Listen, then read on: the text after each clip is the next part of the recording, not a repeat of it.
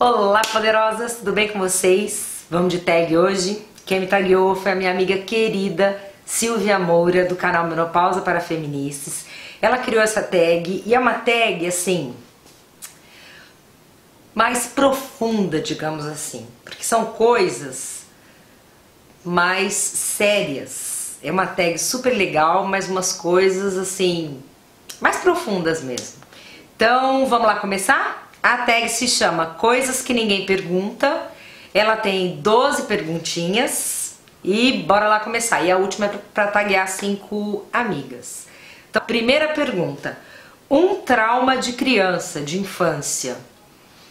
Olha, eu pensei bastante, assim, não falo que seja um trauma, mas quando eu tinha lá pelos meus 8, 9 anos, eu e meu irmão, a gente estava atravessando a rua com uma empregada da nossa casa e eu tomei um susto porque eu quase fui atropelada. E daí em diante eu fiquei gaga. Então eu fui gaga dos 8. André tá rindo atrás da câmera, olha que maledeto. Eu fui gaga dos 8 até uns 13 anos. E foi uma coisa assim que me traumatizou muito, porque era uma coisa que... Gente, eu vejo uma pessoa gaguejar hoje, eu me ponho no lugar, porque era horrível. Eu tinha um professor na época de português e o maledeto tomava verbo toda a aula, era um inferno. Quando ele me chamava, eu suava frio, porque para falar o você era vu, vu, vu, vu. Olha, e o povo dava risada, né? Criança é maldosa, então... Foi um trauma essa fase. Aí depois eu fiz tratamento com... Na época nem era fonoaudiólogo, mas eu lembro que eu fiz um tratamento, tinha que falar com uma pedra embaixo da língua. Eu sei que eu melhorei muito, nunca mais gaguejei. E assim, em raras situações eu gaguejo, tipo assim, eu tô muito nervosa, mas não é aquela gagueira de gago, de ficar vivi, vovó, tititi, fufufu, não é nada disso. Mas eu lembro que foi uma fase triste da minha infância, porque foi uma coisa que me marcou bastante. Segunda pergunta. Uma saudade. Bom, quem me conhece sabe, né? Não precisa ser bidu. De quem que eu vou falar que eu tenho saudade? Da minha mãe. Eu morro de saudade da minha mãe. Minha mãe faleceu faz 1 ano e março, abril, maio, junho, julho, 1 ano e 4 meses. E eu morro de saudade dela. Então, eu acho que a maior saudade que eu tenho é da minha mãe. 3. Um arrependimento. Eu já falei isso em outro vídeo. Que assim, eu não costumo me arrepender das coisas, não. Eu não, sabe, de falar assim, ah, me arrependi de ter feito isso, de ter feito aquilo. Não, eu nunca me arrependo das coisas que eu faço. Mas assim, um grande arrependimento que eu tive, que eu acho que isso eu vou levar pro resto da vida, não adianta, um monte de gente fala e eu já falei isso num vídeo, foi quando a minha mãe tava assim, né, nos últimos tempos dela. Eu marquei uma viagem para São Paulo. Eu fui na sexta-feira e ela acabou falecendo no domingo e eu cheguei e não consegui ver minha mãe consciente e nem me despedi direito dela, então uma coisa que realmente foi um arrependimento de ter ido aquele final de semana para São Paulo, mas eu não tinha como saber que ela ia falecer justamente nesse final de semana, então é uma coisa que eu carrego comigo, um arrependimento. Eu não devia ter ido naquele final de semana. Ou devia ter ido antes ou depois, mas naquele final de semana eu não deveria ter ido. Então esse é o meu arrependimento. Quarta pergunta, uma decepção. Olha, eu já tive algumas decepções com algumas pessoas, né? Que a gente acha que é uma coisa e não é, depois a gente descobre que é outra totalmente diferente. A gente acha que as pessoas nutrem um sentimento pela gente e quando você vai ver... Na verdade é um sentimento de interesse e tal, mas teve uma decepção recente, né, que eu conheci uma pessoa que achei que fosse amiga, mas não era, né, na verdade ela não queria muita amizade, até me foi perguntado isso, né, se eu queria amizade ou parceria. Pra mim foi uma decepção, porque eu admirava pela história de vida e tudo mais, e então pra mim foi uma grande decepção. Porque eu achei que o sentimento era mútuo, de amizade, não de interesse em alguma coisa, não sei. Então eu fiquei bem decepcionada. Então foi uma boa decepção, uma boa lição pra mim. para que mais uma vez eu aprenda que nem todas as pessoas são iguais e a gente não pode se basear por nós mesmos, né, acreditando que as outras pessoas têm tão boa fé como a gente. Então foi uma grande decepção. Quinta pergunta, um medo. Vou falar 2 medos. Eu morro de medo de avião, vocês já sabem, já falei em vários vídeos. Morro de medo de avião. Não sei, não consigo ficar confortável, eu viajo pra caramba, mas eu não consigo me acostumar, eu não consigo relaxar, eu não consigo, sabe? Então assim, eu até brinco, quando é uma viagem muito longa, eu tomo um remédio pra dormir, porque aí eu vou babando daqui até lá, o destino, porque aí eu não vejo nada e não sinto nada. Então, um super medo de avião. Outra coisa, meu medo de inseto, sabe? Assim, eu não gosto de inseto, eu não gosto de aranha, eu não gosto de marimbondo, eu não gosto de abelha, tanto que se entrar no carro e eu estiver dirigindo, eu bato o carro. Porque eu pareço uma doida, entendeu? Teve até uma vez que nós fomos numa chácara de uns amigos, mal eu cheguei, tinha um enxame de abelha. Falei pro meu marido, eu vou ficar aqui dentro do carro. Ele falou, você tá louca? Eu falei, vou morar aqui dentro do carro.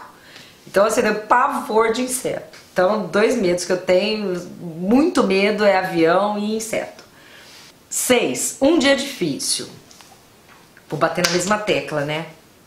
O dia mais difícil pra mim da minha vida foi enterrar minha mãe. Não teve dia mais difícil pra mim. Então, é muito difícil quando você tem que se despedir e ver uma pessoa que você ama muito partir, né? É muito difícil, é muito dolorido. Então, pra mim, o dia mais difícil pra mim foi o dia que eu tive que enterrar minha... Enterrar não, né? Porque ela foi cremada.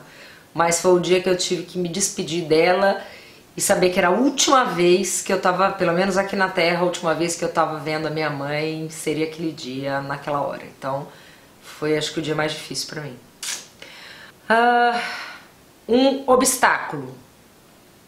Olha, um obstáculo muito grande pra mim é quando acontece alguma coisa e a pessoa fala assim, não, relaxa, finge que tá tudo bem.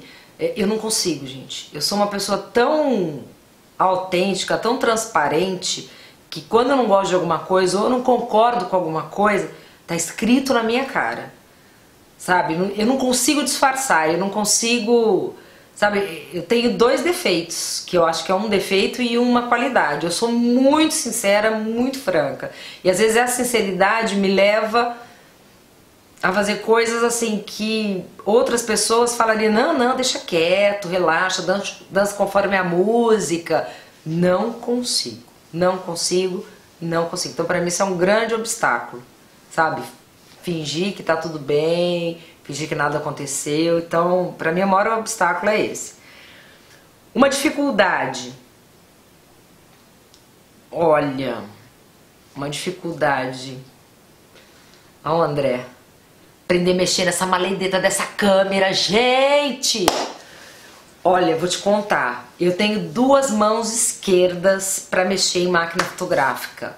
Agora eu tô fazendo um curso com o André, quem me segue no Snapchat sabe disso, né? Né, amigucho? A gente tá fazendo um curso, ele me explicou, a parte da teoria tá linda, eu entendi tudo, eu sei tudo de luz, de abertura, tudo. Agora vamos ver na prática, né? Eu fico nervosa, eu me embanano, eu esqueço. Então, assim, realmente é uma dificuldade, né? Eu acho que a gente mais madura tem algumas dificuldades com botões, com tecnologia. É verdade, né? Tem dificuldade, sim. Um susto. Bom, eu fiquei pensando, eu acho que eu nunca tomei um susto tão grande na minha vida do que quando o meu prédio caiu. Foi engraçado pelo seguinte, eu tinha me mudado fazia 11 meses para um prédio que a gente tinha comprado em construção. Aí ficou pronto, tal, eu me mudei pro prédio, um prédio super bonito, super bacana. Eu sei que saiu no Brasil inteiro, porque teve gente até que tava fora do Brasil e me ligou desesperado. Pô, eu vi que teu prédio caiu. E foi assim, foi engraçado. Foi dia 17 de outubro e tinha feito muito calor, Rio Preto é uma região muito quente. E depois tinha dado uma chuva lascada. E aí o meu filho do meio, o Matheus, ele era pequenininho, ele tinha 1 ano e pouco. Na época ele falou assim pra mim, ele acordou, era umas 5 horas da manhã, ele foi no meu quarto e falou assim: mãe, eu quero ver bombeiro. Falei: que bombeiro, Matheus? Deita, vamos dormir. E eu comecei a ouvir, não aquele barulho que faz uá, uá, uá, uá, uá. Não, era como um barulho de navio. Fazia assim, bubu, bubu. E o meu quarto não tinha janela, era porta, que dava para uma sacada. Na hora que eu abri a porta, eu vi 2 carros de bombeiro em frente com 2 prédios, bem em frente ao meu. E o povo saindo da garagem no maior pau. Falei: nossa, deve estar pegando fogo, acontecendo alguma coisa no prédio da frente. Não deu 10 minutos, o porteiro bateu na porta, falou: doutora, desce que o prédio está caindo. Gente, vocês não têm noção do filme que passou na minha cabeça em 1, 2 minutos, que foi o tempo. Eu tava dormindo de calcinha, eu coloquei, primeira roupa que eu vi pendurada no mancebo era uma camiseta, eu vesti ela, short, chinelo, catei meus filhos e desci correndo. E não quis saber de mais nada. Desci 9 andares de escada, porque eu sei que tudo que ia acontecer num prédio, primeira coisa, você não pode pegar o elevador, porque ele desce assim, ó, qualquer coisa no prédio você fica preso no elevador. Ainda tive cabeça de lembrar disso. Desci voando 9 andares. Bom, no dia seguinte eu não andava, tanta cãibra que eu tinha, de nervoso. E não deu 15 minutos e ele caiu inteiro. Eu perdi tudo. Eu fiquei com a roupa do corpo. Vocês podem imaginar? Tudo que vocês têm hoje, esquece. Se fica só com a roupa do corpo, foi o que me aconteceu. Mas Deus é muito bom e a gente tem saúde, trabalha e consegue tudo de novo. E até hoje a gente não recebeu nada. Nós perdemos tudo, pagamos várias coisas que nós pagamos. O conserto do prédio da frente, a casa do dentista que o prédio caiu em cima, o posto de gasolina do lado. E nós mesmos até hoje não recebemos 1 centavo, perdemos tudo. Mas isso é uma outra conversa. Bom, então foi o maior susto da vida. Foi até engraçado porque meu marido tinha ido para Nova Granada, ele operava na cidade de Nova Granada, ele tinha ido operar e eu liguei para ele, na época não tinha celular, era bip. E aí eu liguei para ele e falei: me liga correndo porque eu tô no escritório dos meus pais. Ele ligou no escritório: o que aconteceu? Eu falei: o prédio caiu. Ele falou: ai, gente exagerada, deve ter caído um braço da garagem. Aí depois que ele viu na televisão, deu uma diarreia nele que ele não conseguia nem entrar no carro para vir embora. Então foi punk. Uma alegria que superou tudo isso. Foi assim, eu tinha ficado grávida e eu perdi o bebê. E era uma gravidez ectópica. Para quem não sabe, ectópica é fora do útero. Era uma gravidez abdominal, eu quase morri. Passei 4 horas em cirurgia, foi terrível. E aí eu tomei uma injeção que era para não menstruar, e essa injeção era tipo assim, usava-se muito para quem tem câncer de próstata, para vocês terem uma ideia. E era para ficar sem menstruar. Então eu tomei em junho, em dezembro era para eu ter menstruado, em dezembro eu não menstruei. Comecei a ficar super preocupada, falei: vou passar Natal e Ano Novo sem esquentar a cabeça, como se eu conseguisse, né? Em janeiro eu fiz um teste e eu tava grávida. Falei: pronto, ferrou, é outra igual, nem bem cicatrizou, minha barriga vai crescer, essa cicatriz vai virar um tendel, enfim, eu estava grávida. Do Leonardo. E aí passei minha gravidez inteira super encanada, né? Porque eu tinha tomado um monte de remédio. E, enfim, a gente passa tudo pela cabeça. No 7º mês eu fiz ultrassom e a criança tinha uma estenose renal. E pelo ultrassom verificou que aqui tinha um buraco. Eu já voltei pra casa arrasada. Eu lembro que eu chorei a noite inteira. Foi assim, acho que uma semana que eu fiquei arrasada. Mas eu falei: tudo bem, né? Fazer o quê? Vamos lá, vamos encarar, vamos, né? Seja o que Deus quiser, que é o que a gente pensa. E aí rezei muito e pedi pra Deus, enfim, passou 1 mês, o Leonardo nasceu, ele já nasceu urinando, tirou ele da minha barriga, já tinha um jato de urina, ou seja, estenose renal, ok. E aí eu olhei pra criança e aqui tava tapadinho. Só tem um sinal que até hoje, ele vai fazer 17 anos, ele tem um sinal fundo aqui, ou seja, no último mês fechou. Milagre? Não sei. Mas eu sei que eu rezei pra caramba, eu pedi, eu implorei, eu acredito que seja um milagre sim. E até hoje ele tem essa marca que era pra ter nascido aberto. E graças a Deus, então foi uma coisa assim que tem tudo a ver com essa pergunta, né? Uma coisa que no final superou tudo, uma alegria que superou tudo, porque acho que foi uma das maiores alegrias da minha vida ver meu filho saudável. E ele é um menino super saudável, ele sempre foi, ele é muito inteligente, ele é um menino carinhoso, ele é um amor de pessoa, enfim. Então foi uma alegria que superou tudo que eu passei, que foi punk, todo o sufoco que eu passei teve uma compensação. Quando ele nasceu ele era perfeito. É isso aí, meninas. Então agora é pra taguear 5 amigas. Eu gostaria muito, porque essa tag eu achei bem legal, é uma tag bem profunda mesmo, como a Silvinha fala. Obrigada, Silvia, por ter me tagueado, espero que você goste. Então eu vou taguear 5 amigas. A Teca de casa, a Teca responde essa tag. A Fátima Muniz. Fátima, como eu sempre falo, eu também sou sua fã, eu te adoro, você é uma querida, então responde essa tag. A Maria Cristina, de Vancouver, minha diva linda, que eu adoro também.